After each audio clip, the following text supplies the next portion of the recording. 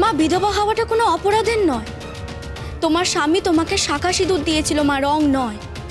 তাই শাঁখা সিঁদুর পরার অধিকার না থাকলেও তোমার রঙিন শাড়ি পরার অধিকার আছে মা। না মিনু, না, তা হয় না মা। এটা যে সমাজের নিয়ম। তুই কি সমাজের নিয়ম মানতে চাস না মিনু?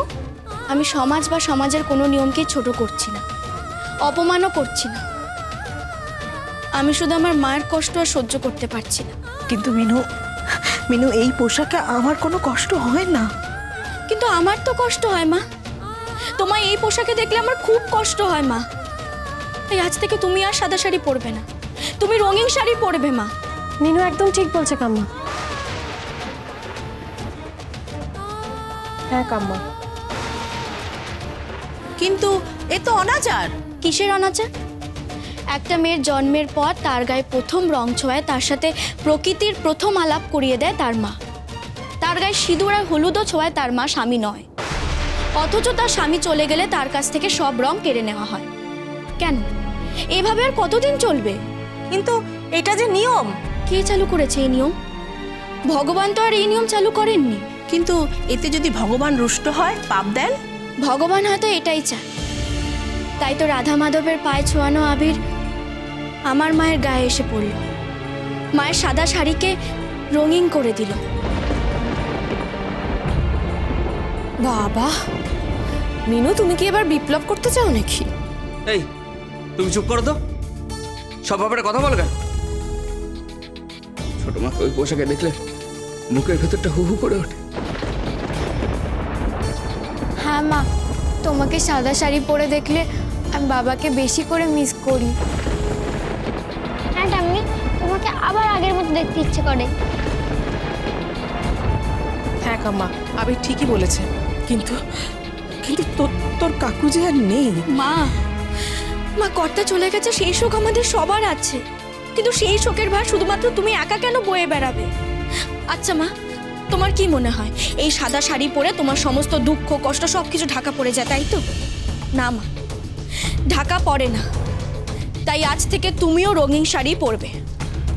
সবাই তো ঠিক কথা বলছে ছোট। তুই এই পোশাকে আমার সামনে দিয়ে ঘুরে বেড়াস, আমি সহ্য করতে পারি না, সহ্য করতে পারি না।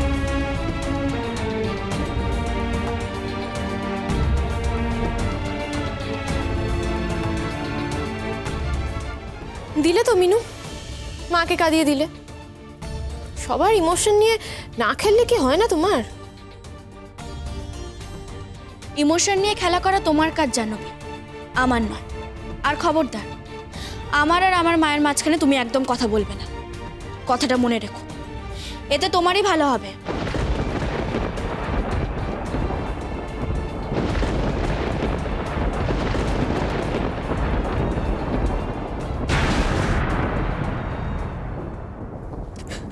কি করব, কি করব আমি এখন? বলে দাও আমার। কেন কেন তুমি আমায় ছেড়ে চলে গেলে? কেন তুমি আমার সঙ্গে নিয়ে গেলে না? এই যন্ত্রণার জীবন আমি আর বইতে পারছি না। বলে দাও কি করব আমি?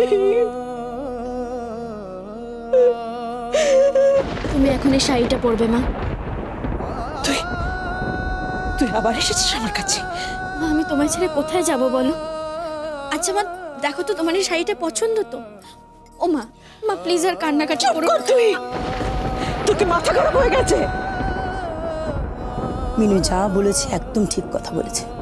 দিদি ভাই, তুমিও? তোমার দেওর যে আর নেই দিদি ভাই, আমার আমার স্বামী যে আর বেঁচে নেই। স্ত্রীরা মারা গেলে কি স্বামীরা বৈধব্য পালন করে যে মেয়েরা এত ভাববে? কেন, তারা মেয়ে বলে? মেয়েরা এখন চাঁদে পৌঁছে গেছে কাম্মা। আর মেয়েরা এখন ছেলেদের থেকে কোনো অংশে কম নয় মা। ঠিকই তো, আমাদের মিনুকে দেখ, কোনো ছেলে শিল্পী থেকেও কম কিসের। তুই ওর কথা শোন ছোট, সাদা থানায় পড়িস না, রঙিন শাড়ি পর। তোকে এভাবে দেখে কি আমাদের কালির ভালো লাগছে? কষ্ট পাচ্ছি নিশ্চয়ই। ও দিদি, দিদি আমার ছেলের জন্য তো আমি এমনিতেই মরমে মরে থাকি। এরপর আমি এই রঙিন শাড়ি পরলে সবাইকে মুখ দেখাবো কি করে বলো? কি বলবে পাড়ার লোকজন, আত্মীয় স্বজন? আত্মীয় স্বজন, পাড়া প্রতিবেশী, এদের কথা ভেবে তুমি নিজেকে কষ্ট দেবে? আমাদের বাড়ি যখন বন্ধক রাখা হয়েছিল, বাড়ি যখন নিলামে উঠেছিল, তখন কে এসেছিল এদের মধ্যে? আত্মীয় স্বজন না পাড়া প্রতিবেশী? কেউ আসেনি। মিনু না থাকলে আমরা বোধহয় রাস্তায় গিয়ে দাঁড়াতাম কাম্মা। বাবার কাজে খাবার কেমন হয়েছে, ছানার কালিয়াতে নুন কম হয়েছে না বেশি হয়েছে, মিষ্টি বেশি হয়েছে না কম হয়েছে, সবাই এটা বলতে বলতেই বাড়ি ছেড়ে চলে গেছিল। কই কেউ তো একবারও জিজ্ঞেস করেনি আমরা কেমন আছি। মা, মার কেঁদো না মা। মা, আমাদের কথা কেউ ভাবে না, তাই আমাদের নিজেদের কথা ভাবতে হয় মা।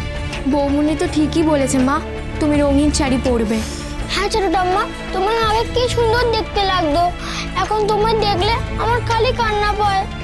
কিন্তু কিন্তু আমি সবাইকে কি উত্তর দেবো বলো তো? সবাইকে আমি উত্তর দেবো। এটা বোধহয় রাধা মাধবের ইচ্ছে, জানিস তো ছোট? নইলে দোলের মতন শুভ দিনে কেন তোর গায়ে আবির পড়লো?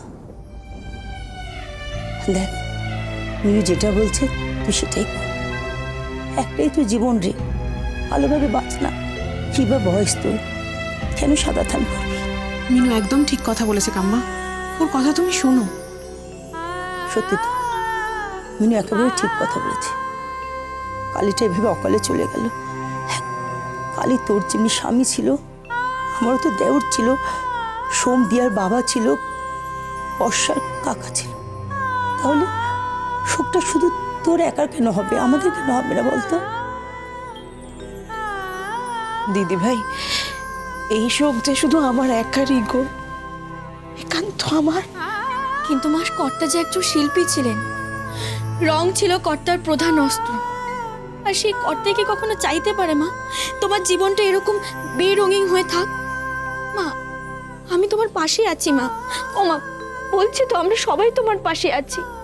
হ্যাঁ ছোট, আমরা সবাই তোর পাশে আছি রে। আমরাও আছি।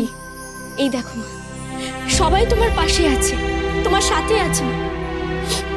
এবার দেখি তো আমার মাকে কে কি বলতে পারে।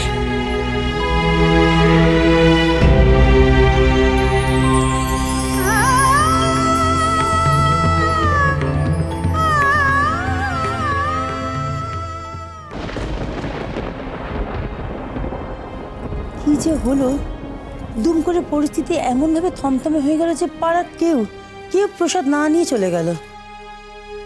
মা এক কাজ করো, আমাকে প্রসাদ বেড়ে দাও, আমি গিয়ে দিয়ে আসছি। দিয়া, আমার সাথে চল না। আমিও যাচ্ছি তোমাদের সাথে। সেই ভালো হবে। এইসব ঝামেলা তো মিনুর জন্যই হলো। এতে মিনুর কি দোষ? মিনু কোনো দোষ করেনি। আরে বাবা, মিনুই তো মায়ের ওই রংচং শাড়ি পরা নিয়ে কি সব নাটক করলো, সেই জন্যই তো সবাই বিরক্ত হয়ে চলে গেল। মিনুর কোনো দোষ নেই, মিনু যা করেছে ঠিক করেছে। বাপরে বাপ, তোমরা প্লিজ সব কথা মিনুকে সাপোর্ট করা একটু বন্ধ করবে? জাহ্নবী, তুমি তো স্মার্ট, শিক্ষিতা, তা তুমি এসব পিছিয়ে পড়া কথা বলছো? গড, আবার তুমি জ্ঞান দেওয়া শুরু করলে? না, জ্ঞান নয় জাহ্নবী, তবে আমি একটা কথা তোমাকে না বলে পারছি না। আচ্ছা, তুমি তো মানো যে বিধবাদের নাকি সাদা শাড়ি পরতে হয়, কি তাই তো? হ্যাঁ তাই। বিধবা মানুষ, সে যদি রংচঙে শাড়ি পরে ঘুরে বেড়ায়, তাকে তো বেমানান লাগবেই। তাই নাকি? তাহলে তো বাড়ির বউদেরও তোমার মতো স্কার্ট টপ এসব পরলেও বেমানান লাগে। মানুষের সংস্কার পোশাকে নয় জাহ্নবী, তার মনে থাকে। হ্যাঁ মিনু, ঠিক বলেছিস। জাহ্নবী, উত্তর দাও এবার। আমি কি উত্তর দেব? সোম, এইভাবে সবাই আমাকে টিজ করে যাবে আর তুমি চুপচাপ বসে থাকবে, কোনো প্রতিবাদ করবে? সবাই গেল কোথায়? বাড়িটা হঠাৎ করে ফাঁকা হয়ে গেল। কি আর হবে, এই অনাচার সহ্য না করতে পেরে সবাই চলে গেছে। অনাচার? কিসের অনাচার? এই তো মা, মানে সোমের মা আজ থেকে নাকি রংচঙে শাড়ি পরে থাকবে। কে? হ্যাঁ জেঠুমনি। এই সিদ্ধান্ত কে নিল? বৌমা নিজেই? না না, তাহলে কি কারোর উস্কানিতে? কে আর আছে মিনু ছাড়া? বাজলো